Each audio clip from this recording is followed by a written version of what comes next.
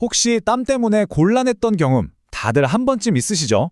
오늘은 우리를 괴롭히는 이 과도한 땀, 바로 다한증에 대해서 그 원인부터 근본적인 해결책까지 아주 명쾌하게 한번 파헤쳐 보겠습니다. 네, 바로 이런 순간들이요. 중요한 시험을 보는데 손에서 흐른 땀 때문에 시험지가 젖어버리거나 누군가랑 악수해야 하는데 손이 축축해서 슬쩍 망설여졌던 경험. 아니면 발표할 때 셔츠 겨드랑이가 젖을까봐 신경 쓰여서 정작 내용에 집중하지 못했던 기억까지.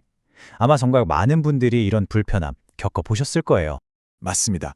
이건 그냥 좀 불편하네? 이 정도 수준의 문제가 아니에요. 다한증은 우리의 일상의 질을 떨어뜨리고 자신감을 위축시키고 또 사회생활에까지 영향을 미치는 명백한 질환입니다. 다한증이 우리 생활에 미치는 영향 생각보다 훨씬 넓습니다.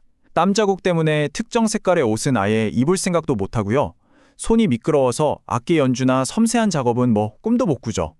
식당 같은 데 가서 신발 벗어야 할 때마다 괜히 가슴이 철렁 내려앉고, 이런 일들이 계속 반복되다 보면 자신감은 점점 떨어지고 나중엔 사람 만나는 것조차 피하게 될 수 있습니다.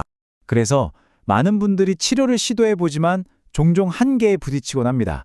자, 이제 왜 그런지, 그리고 우리가 어떤 새로운 관점을 가져야 하는지 한번 살펴보겠습니다. 이 표를 보시면 치료법의 접근 방식 차이가 아주 명확하게 보이죠? 왼쪽의 일시적인 방법들, 예를 들어 교감신경 절제술 같은 건 땀이 나오는 결과를 막는 데 집중합니다. 비유하자면 물이 새는 수도꼭지를 그냥 꽉 잠가버리는 거죠. 하지만 오른쪽의 근본적인 해결책은 왜 물이 계속 새는 건지, 즉 자율신경계의 불균형이라는 원인 자체를 바로잡으려고 하는 겁니다. 이렇게 단순히 땀구멍을 막거나 신경을 잘라냈을 때 나타날 수 있는 아주 대표적인 부작용이 바로 보상성 다한증이라는 건데요. 손발의 땀을 억지로 막았더니 등이나 가슴, 허벅지처럼 전혀 예상치 못한 부위에서 땀이 그야말로 폭발적으로 나는 현상입니다. 통계를 보면요, 수술 후에 무려 40에서 70%의 환자가 이 보상성 다한증을 경험한다고 해요. 그렇다면 우리가 다시 한번 생각해봐야 합니다. 땀을 무작정 막는 게 정말 올바른 답일까요? 우리 몸이 왜 이렇게 필사적으로 땀을 내보내려고 하는지 그 근본적인 이유는 무시해도 괜찮은 걸까요? 바로 이 지점에서 한의학은 완전히 새로운 해답을 제시합니다. 땀을 적으로 보고 무작정 막는 게 아니라요. 우리 몸이 보내는 하나의 신호로 해석하고 그 원인을 유형별로 나눠서 접근하는 거죠. 대부분의 다한증과 특별한 병이 없이 생기는 1차성 다한증은요, 피부의 문제가 아닙니다. 바로 우리 몸의 온도나 습도를 조절하는 시스템, 즉 자율신경계의 기능에 이상이 생긴 거예요. 교감신경이 너무 과도하게 흥분하면서 필요 이상으로 땀을 마구 분비하게 만드는 거죠. 자, 이제부터 관점을 완전히 바꿔보는 거예요.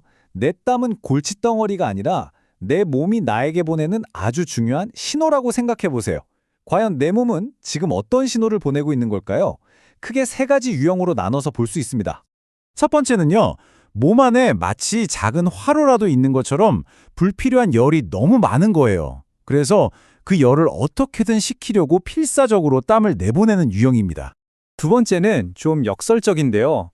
몸은 차갑고 기운이 없는데도 불구하고 식은땀이 줄줄 흐르는 유형입니다. 이건 우리 몸이 수분을 꽉 잡아둘 힘이 부족해서 생기는 상태죠. 그리고 세 번째는 긴장하거나 불안할 때, 즉 심리적인 요인 때문에 교감신경이 확 자극받아서 땀이 나는 유형입니다. 아마 많은 분들이 여기에 해당될 수 있어요. 원인이 이렇게 제각각인데 해결책이 똑같을 수는 없겠죠? 그럼 이제 각 유형에 딱 맞는 맞춤 열쇠, 즉 어떤 처방이 필요한지 구체적으로 한번 들여다보겠습니다. 첫 번째, 몸에 열이 많은 유형입니다. 한의학에서는 이걸 몸속에 불필요한 열이랑 눅눅한 습기가 꽉 차 있는 이른바 습열 상태로 보는데요. 특징은 평소에도 더위를 많이 타고 조금만 더워도 땀이 확 나고 그 땀도 좀 뜨겁게 느껴지는 거죠. 이럴 때는 황금, 고삼, 용담초처럼 몸에 과도한 열을 식혀주는 일종의 소방수 역할을 하는 약재들을 사용해서 내부 환경을 시원하게 만들어줍니다. 두 번째, 몸이 차고 허약한 유형인데요. 이건 몸의 에너지를 만드는 엔진, 즉 비장이나 심장의 양기가 부족해서 나타납니다.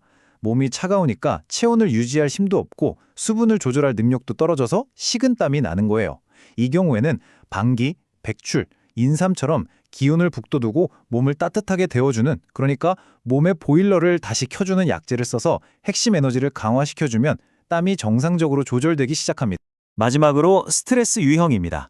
스트레스 때문에 기의 흐름이 꽉 막힌 간 기울결 상태인데요. 교감신경이 항상 팽팽하게 긴장되어 있는 거죠.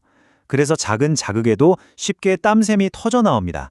이때는 향부자, 목향, 진피같이 뭉친 기운을 풀어주고 신경을 안정시켜주는 약재를 사용하는데요. 이 약재들이 마치 스트레스로 팽팽해진 신경을 부드럽게 이완시켜주는 역할을 하는 겁니다. 자, 어떠세요? 들어보시니까 혹시 이거 딱 내 얘긴데? 하는 부분이 있으셨나요? 이제 땀을 그저 막는 것에서 벗어나서 내 몸의 근본적인 균형을 되찾는 변화를 시작할 때입니다. 자, 오늘 내용의 핵심 딱 정리해 드릴게요. 첫째, 과도한 땀은 그냥 땀이 아니라 내 몸의 불균형을 알리는 신호다. 둘째, 이 신호를 무시하고 막기만 하면 보상성 다한증이라는 다른 문제를 낳을 수 있다. 셋째, 땀의 원인은 크게 세 가지 유형으로 나눌 수 있다. 그리고 가장 중요한 넷째, 내 땀 유형을 정확히 파악하고 그 원인에 맞는 치료를 하는 것이 진짜 근본적인 해결책이다. 이겁니다. 핵심은 바로 이거예요. 더 이상 땀이랑 싸우지 마세요. 땀을 적으로 보는 대신에 내 몸의 조절 능력을 회복시켜주는 것, 즉 자율신경을 정상화하는 한의학 치료를 통해서 이 지긋지긋한 불편함의 고리를 끊어낼 수 있습니다. 오늘 이 설명을 통해서 여러분의 오랜 고민에 대한 새로운 실마리를 찾으셨기를 바랍니다. 여러분의 몸이 보내는 이 간절한 신호, 이제 더 이상 외면하지 마세요.